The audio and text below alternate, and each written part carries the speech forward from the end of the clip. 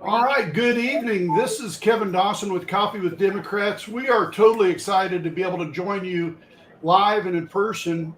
We have a split screen going on. Right now it says that it's Jerry Donathan on his kickoff. We have Senators, the Senate Minority Leader, Julia Curt, and Senator Mary Boren. They're on the screen with us. They're going to help us introduce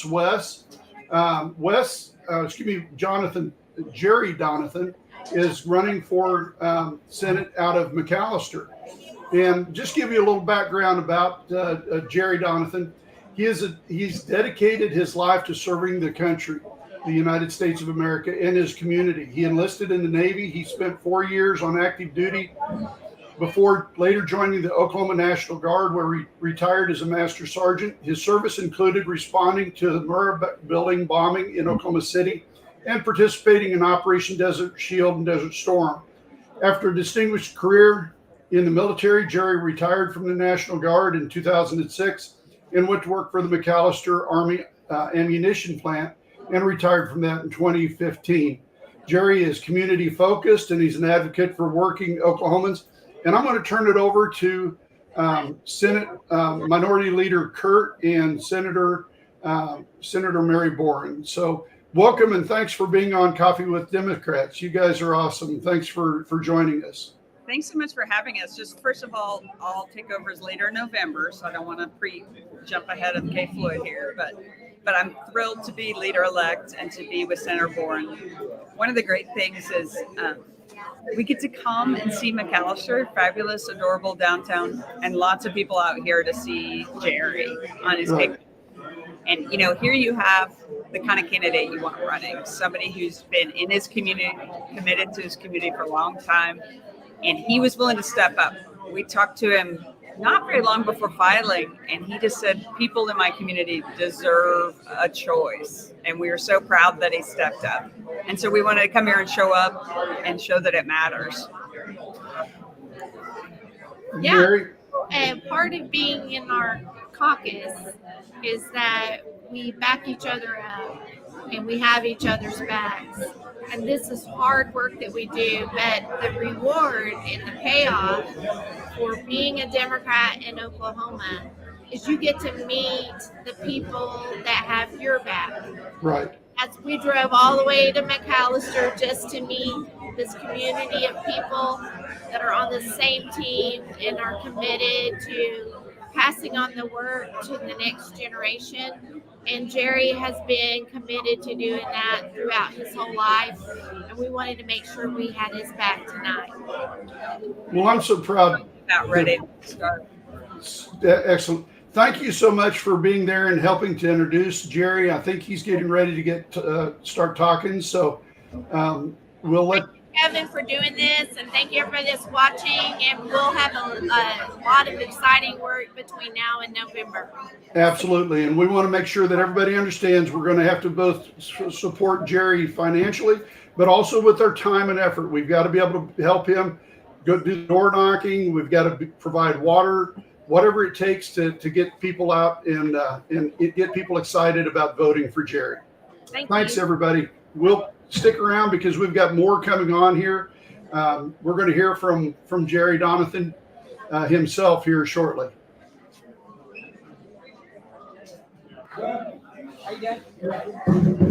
Are we going to get to see something to me and Julia? Mm-hmm. Okay. There it is. Okay.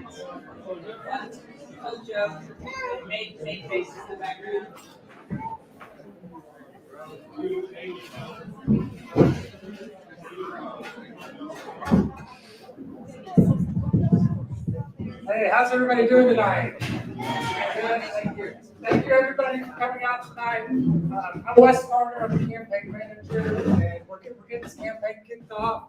I appreciate everybody's support already up to this moment. It's been a really great experience. Throughout this campaign, we're going to be talking about a lot of different things. We're going to be talking about how we've got to stop sending money into private schools in Oklahoma City and Tulsa. We're going to be talking about how we need to fix the infrastructure in this part of the state. And we're going to be talking about rural health care. And we're going to be talking about having good schools and good opportunity, good jobs with livable wages. Tonight we have a great a great honor to have a few people in the room with us. We got Senator Kurt and Senator Boren from Oklahoma City and Norman. You're going to be hearing from them in a moment. And we've also have former Senator Richard LeBlanc in the room. We're very excited to have your support, and Mayor John Brown is here somewhere. Oh, well, he is here too, so awesome. But right now, we're going to have Senator LeBlanc come up, and he's going to talk a little bit about Jared and introduce Jared to you guys.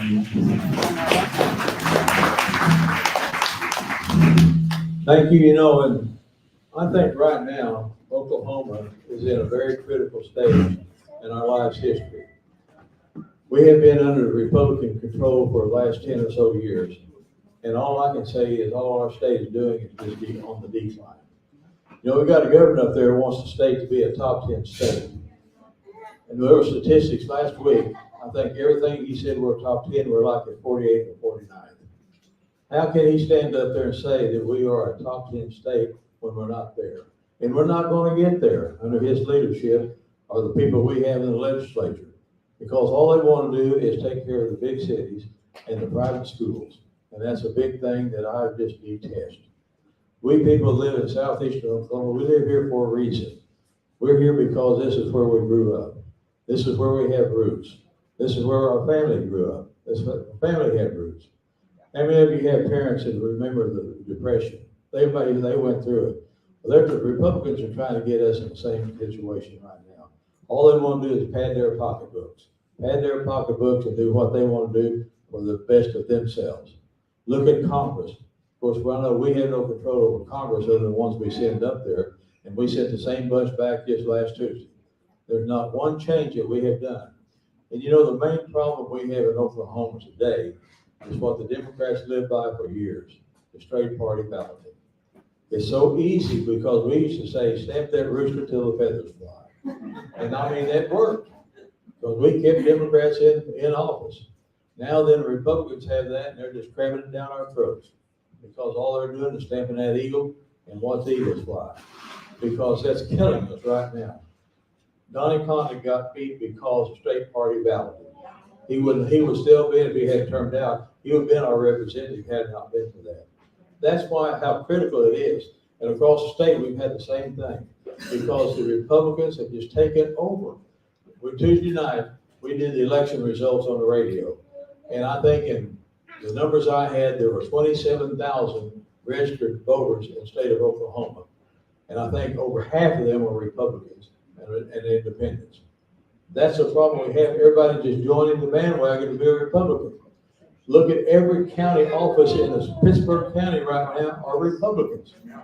I actually asked the county treasurer one day, I said, why did you switch to be a Republican? She said, to get reelected. That's it. All they do that is just to get reelected or to get elected.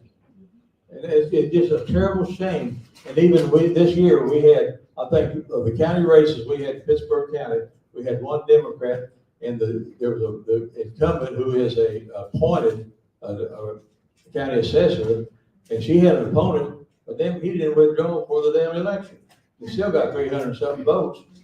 And it's just critical because and another thing is of the 27,000 people we have in Pittsburgh County, the registered voters, we had right at, I think there was 4,000 actually voted. That's another crying shame that we have. People do not vote. They don't get out and vote, and as important as it is, we need to encourage. We get out to vote, canvases and all that stuff, get out, but people just don't get out. All they want to do is sit back and bitch. And that's why we need to get some people up here that can stand up and do what we need to do good for Oklahoma. And that's why I'm so glad Jerry Donovan, he did this 4 years ago. He got his butt beat, but he's jumped back up. He's got his big boy pants on. He's ready to take on Mr. Hamilton.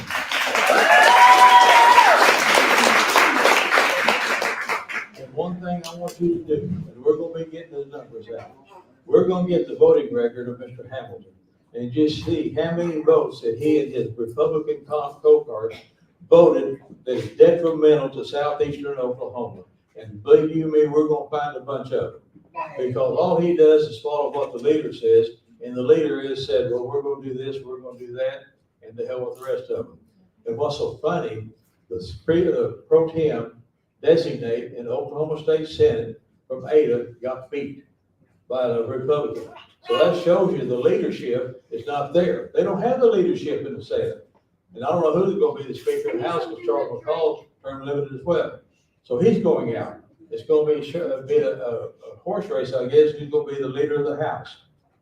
So when the Speaker designate of the Oklahoma Senate gets beat in a primary, that tells you people, even the Republicans are tired of their leadership.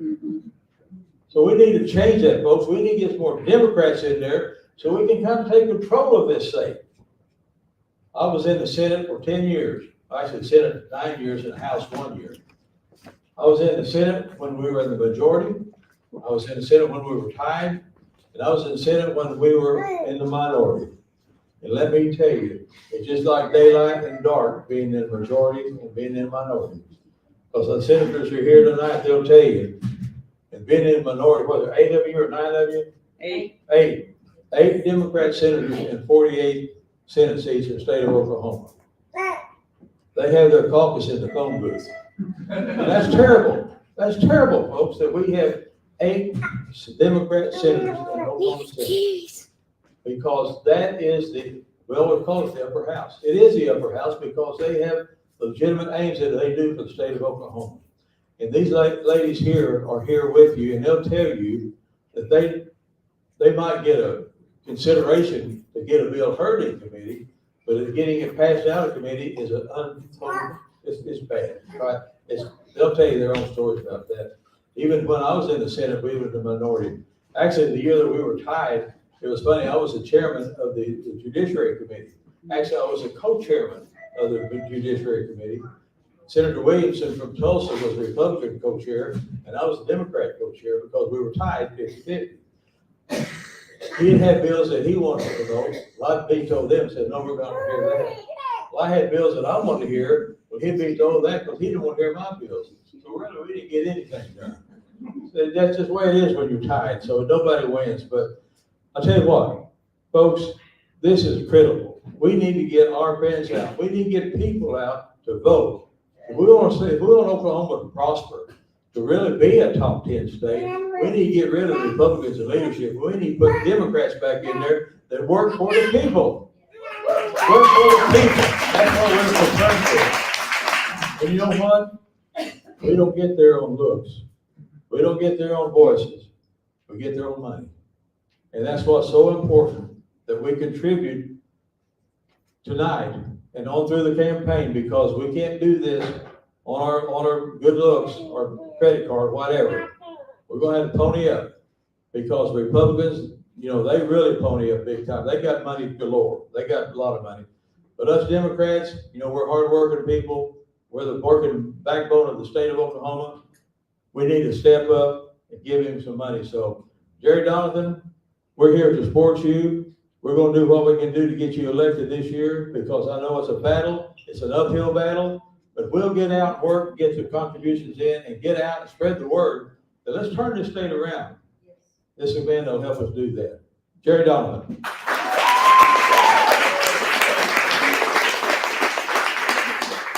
Thank you, Senator. And I'd like to thank everyone for being here tonight. Young and old, where's that young girl? There's a young one right over there. Good to see those young ones out. They got to learn at a young age about what it is to survive in this whole world.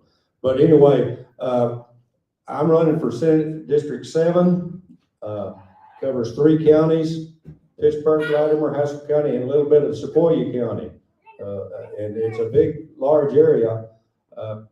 But the senator and Wes pretty well covered about everything we need to do that's not being done in this district. Our infrastructure is in bad shape. Infrastructure is not just about roads and bridges. It's about water and sewer in these cities. And the 3 major cities in this district actually need water and sewer projects before they can grow and attract jobs. They've got to have that or they can't do it. Education, that voucher system, they're giving tax credits for private school enrollees. take it away from your public schools, take it away from your public schools. And when that public school is robbed of their revenue, that community dies. People's got to realize that.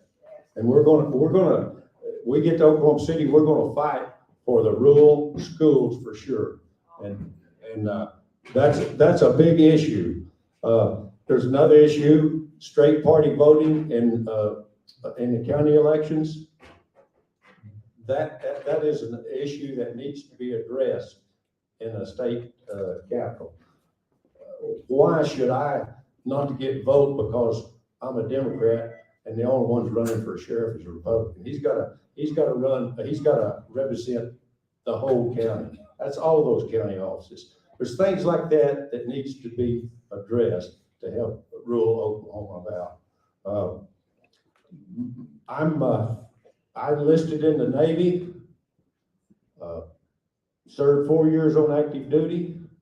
I got out of the Navy, joined the Oklahoma Army National Guard, retired out of there as a master sergeant.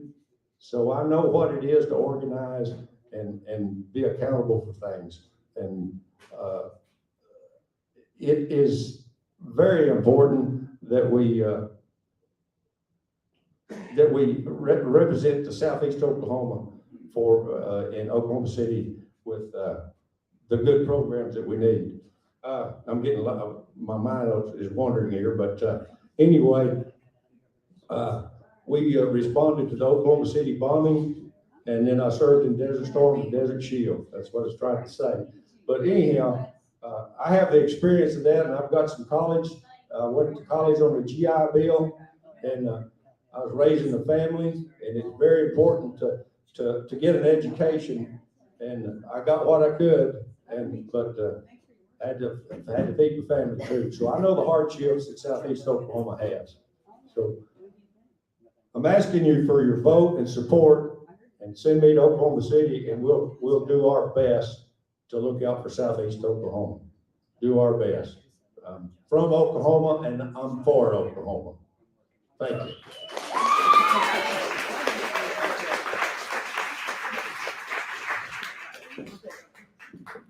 I also, yeah, I'd also like to personally congratulate these two young ladies for coming down and supporting us. That's Yeah. No, thank you so much, Jerry. So I'm Senator Julia Curd. I'm gonna be the next minority leader in the Senate, and I'm gonna have to quiz you about life in the majority minority. And everyone says that the tie was the best years, that we actually made really good laws because they actually had to work it out. Well, you actually had to talk it out and listen to all sides, right? So, I mean, what we're hearing, and I think you talking about the loss, the pro tem designate lost in Ada and Atoka, people didn't vote because they don't feel heard at our state capitol. They know that politics is broken. And I think that's what we saw in people ousting incumbents. We had 3 or 4 incumbents lose on Tuesday. And I think that shows when people don't feel heard, they're going to vote out the people that are there. And what I hear from people again and again is they want us solving real problems instead of following all these rabbit trails of political games, but instead deal with the real things like you talked about, like water, like really addressing water in our healthcare systems. And I think we know that people are tired of that, and they're tired of politics as it's been.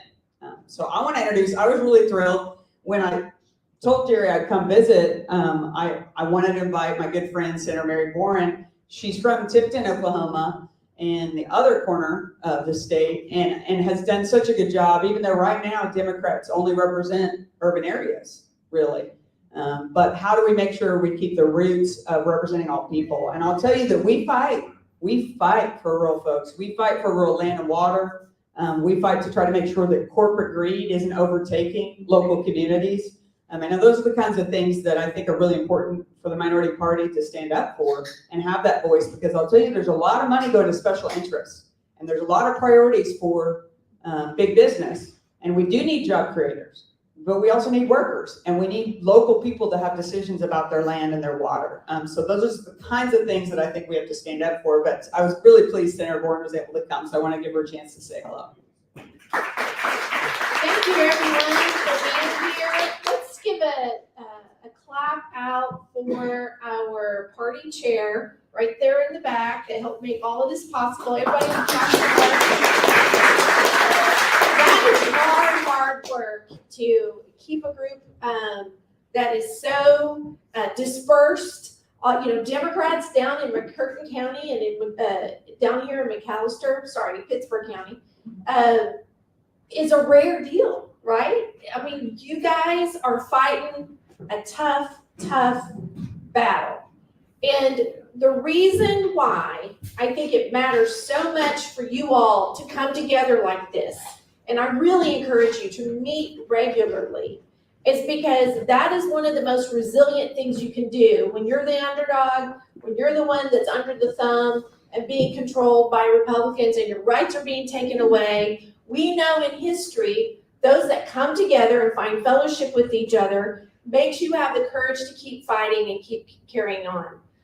In March, my mother passed away, and I know that a lot of you have been there with a parent as they passed away, and to hear those final words from somebody is just a blessing from God to be able to hear what they have to say. And my mama said, well, just keep carrying on and keep hanging in there. That's what she said. She said, hang in there and pass it on. And that's where we are as a Democratic Party in Oklahoma. We're in that, hang in there and pass it on. And Jerry, that's what you're doing. You're helping us hang in there and pass it on. And we can't do that unless we know who all is with us. And one of the biggest advantages in the automatic wins by you getting to run and by me running and by Julia running is we get to see and meet the people that have our back, that are hanging in there with us. And if I hadn't run, if I would have stayed in my little happy life in Norman with my little happy kids and my little happy minivan and sending my kids off to little smarty pants school, if I would have just kept on doing that, I would have just been yelling at the TV and thinking about my next vacation plan and how I'm going to just have to, just close my eyes and plug my ears about all the craziness that was going on. But because I ran, I got to meet Jerry. Because I ran, I got to meet all of you at this table, and this table, and this table, and the little kids with the stars on her head. I wouldn't have got to meet y'all. I wouldn't have got to get to connect back again with Wes. I wouldn't have got to meet the two librarians that are fighting against some really hard things in our state. So by us getting in there together, what the benefit, the automatic win that we get is we get to meet each other and we get to see who's in the fight with us and we get to pass it on to the next generation. Because Jerry is running, we get to train young people on how to run a race in rural parts of the United States and then rural Oklahoma. Now, you don't get to teach people that unless somebody is running, right? If we would have just said, okay, that's just a Republican seat, y'all take it, we don't get to train the next generation. So that's what he is doing for our state, is to train the next generation and to get the data. The other thing that we don't happen, that it's a loss, but we get a win, is that because he is running, we get to keep the data, the voter data, on our little fancy machines that we have, our little iPads and everything. We have all the voters. We can tell who showed up for vote. We can tell who's registered to vote. Well, if you don't have somebody running, that soil gets really hard and it's not tilled and the data gets old and stale and it doesn't count for anything. But because he ran last time and because he ran this time, we can compare data on presidential races, statewide races, congressional races, and that helps the next gal or guy that wants to come on down the road.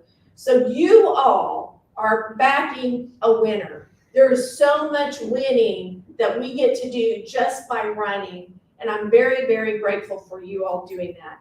I want you all to know that you have the power to encourage and influence people to register to vote. So you always keep it, and now you can do it online. So figure out how to get it ready, print off something, and we'll have information that we can pass out through your campaign. But find out if somebody's not registered to vote. And if you think that they're acting like they have their own brain and they don't like to be controlled by an authoritarian abuser of power, then you encourage them to to vote or register to vote. But if they're one of the bullies and they think the bullies are great, then you just say, well, I really enjoyed looking at the sky with you today. You don't have to pass out a voter registration form to that person. But y'all, we really do need, and you all can help regardless of party. And this is what Julie and I care passionately about. We want to empower Oklahomans to hold government accountable, and so that they quit getting ripped off by government.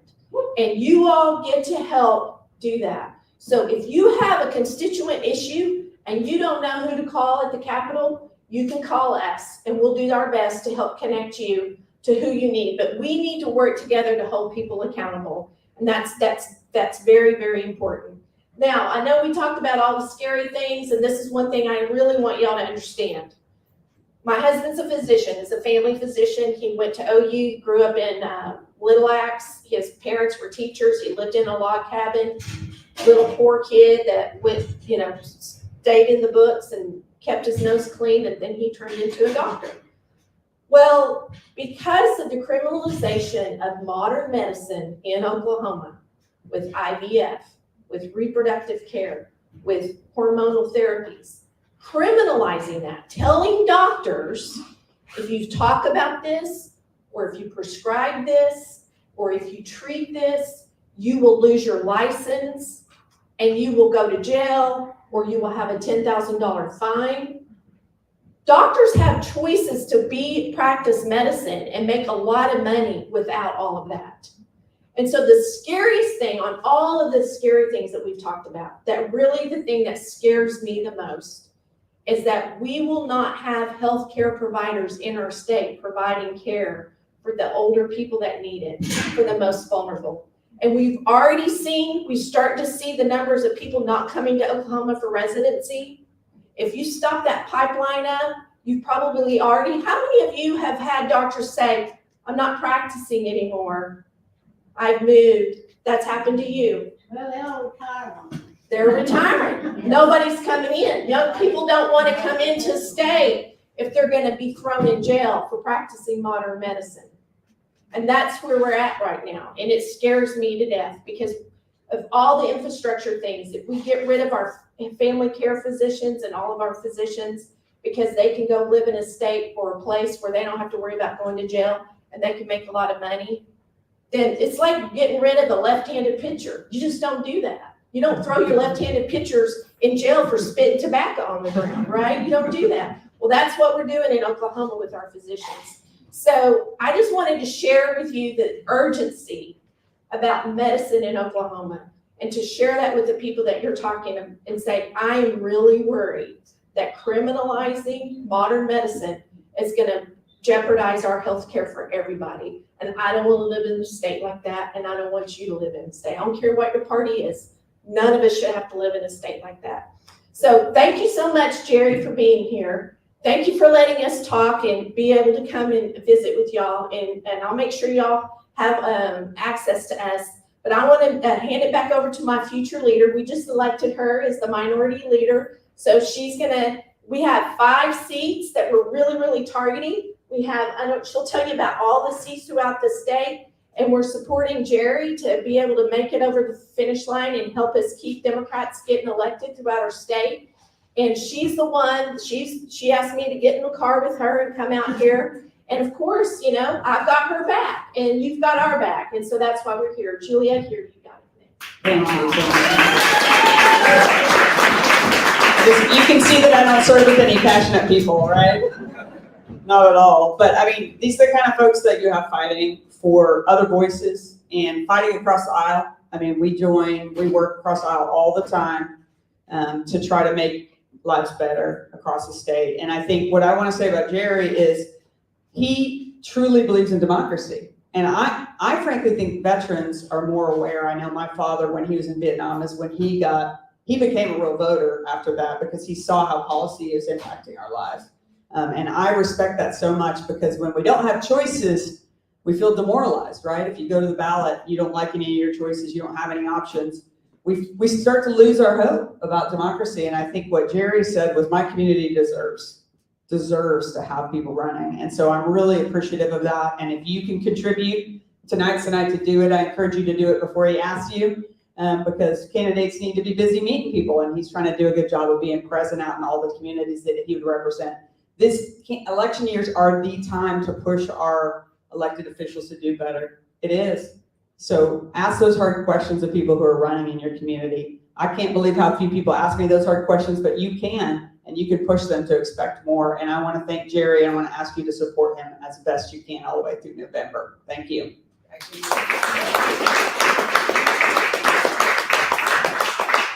Thank you very much. Thank you both of you. I just got to say one more thing or two things. I committed to cardinal sin tonight. I didn't introduce my wife, Barbara. And she's been with me throughout the campaign last time and this time. And, you know, I tell you what, you got to get to know her. I know her a little bit, but she gives me, well, the light heck, I'll say. But anyway, she's always on me, but we argue and carry on, but we still come back together and we get our heads together and figure out what's best for everyone concerned anyway. But, and then again, I'd like to reintroduce Wes Carter, campaign manager, and then my treasurer secretary, Stacy Gorley, and I've got a chaplain this time, that's Levi Gilmore. And he also serves on the city council in McAlester. And I think the mayor left. I was going to introduce him. There was another councilman here also, but I think he had to leave.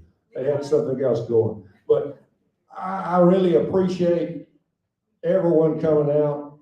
And darn it, I'm about to forget my youngest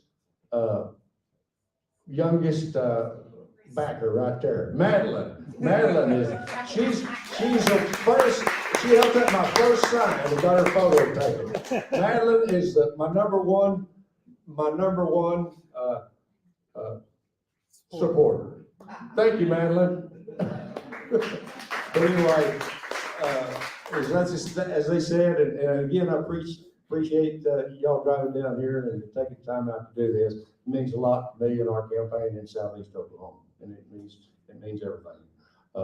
Again, thanks everyone, and I'll be asking for money along, just like we say. So, but it takes money to get things done, and once you get in one of these campaigns, you realize how much money it does take. I think the signs is about twice what they were 4 years ago. So there you go. And we can blame it on somebody, but it's just the way it is. Ever since I've been in the workforce, things go up. Sometimes they go up a little faster than they should, but we could probably get our heads together and do something about that. But again, thanks. I'll call it quits and enjoy yourselves, and glad you come out.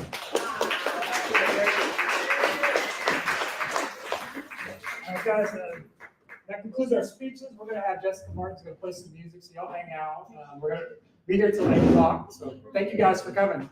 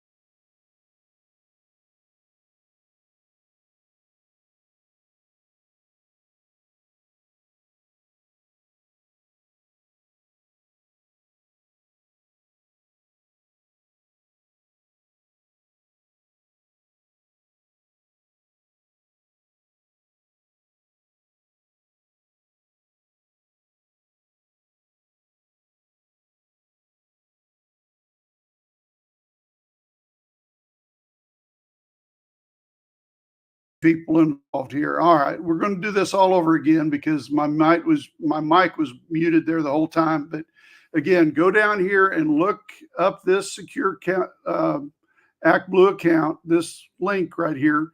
Please write this down. Let's give all the support we can for Jerry because he's been around supporting Democrats for a long time, and he's running for Senate. We need to provide him with the best support we can. So in Southeast Oklahoma, we've got a real champion, somebody who can help Democrats in Southeast Oklahoma win. And to sum up what Jerry has talked about during his campaign, this campaign isn't about Washington, D.C. or politicians in New York or California. This election is about problems that Oklahomans face in District 7. It's about infrastructure, education, and creating good jobs in Southeast Oklahoma. There you go. Jerry's a champion for the people of Oklahoma. You've heard me say this time and time again. The Republicans want to control the will of the people. There's no doubt about that. With IVF, with all the attacks that they have on women right now, on immigrants, it's horrible what they're wanting to do with. I'm just going to go back to the restrictions on women. There's talk about doing away with birth control. There's talk about doing away with IVF to be able to help people that are needing help in order to have children. They're wanting to eliminate that. And again, that's about controlling the will of the people. And that's what Republicans are good at. Democrats, on the other hand, are good at doing the will of the people. If you want your will done, you need to elect Democrats, and get excited about that, because people like Jerry are going to be the people that will drive that focus for the people. And we all know what the preamble of the Constitution says: "We the people." And that's what it means, is we the people, all of us together, working together and supporting each other. So I need for everybody to remember that. So again, help support Jerry and get excited about his activities. We'll sign out for now. And until the next time on Coffee with Democrats, everyone, please be safe.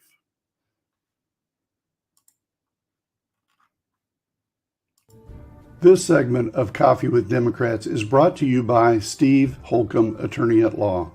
With family ties to Oklahoma in the legal field that goes back as far as the early 1900s, Steve Holcomb is a well-known and respected attorney at law in Pawhuska, Oklahoma. You can trust Steve Holcomb, Attorney at Law, with your legal needs. For generations encompassing over 100 years, the Holcomb family name has practiced law and served the cattlemen of Oklahoma. From Marion Holcomb, Steve's great-grandfather, who became a judge among the lands of the Cheyenne and Arapaho tribes in southwest Oklahoma in the early 1900s, who then moved to Pawhuska to practice law, to his grandfather, Thad Holcomb Sr., and his father, Lee Holcomb, who both served as presidents of the Osage County Cattlemen's Association. The Holcomb name has been and still is the trusted name for Oklahomans. As an enthusiastic supporter of Coffee with Democrats, who promotes the Oklahoma standard of service, honor, and kindness, Steve Holcomb is the attorney we recommend going to when you have general practice legal needs. Call 918-287-8762. That's 918-287-8762 to schedule a consultation. Initial consultations may be provided free of charge, or go to holcomb.legal for more information.